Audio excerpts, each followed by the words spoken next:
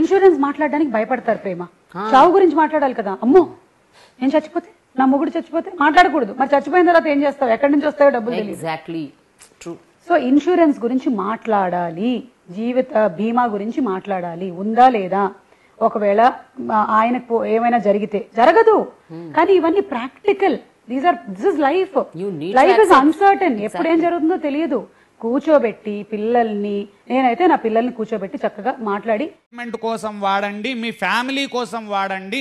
అంత బాగా పైసలు వచ్చి ఎక్కువ అయితే అప్పుడు సోషల్ సర్వీస్కి వెళ్ళండి. ఫైనల్గా దేశం కోసం వాడండి, కానీ ఉత్తగా వేస్ట్ అయితే చేయకండి సార్. చేద్దామా సార్? ఇది క్లియర్ ఉన్నారు అందరూ? ఫస్ట్ రిక్వెస్ట్ అందరికి ఏం క్రియేట్ చేయాలి తెలుసా సార్? ఇవాళ మీకు అందరికి ఒక గోల్ ఇస్తున్నా.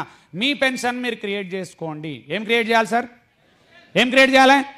పెన్షన్ క్రియేట్ చేయండి. ఎంత కాన్ఫిడెన్స్ వస్తుందో తెలుసా మీకు, ఊహించలేరు మీరు. మరిన్ని వివరాలకు ఉల్లి వీరభద్రయ్య గారిని, ఎల్ఐసి ఏజెంటు మరియు ఆనంద ఎక్స్పర్ట్ గారిని సంప్రదించగలరు.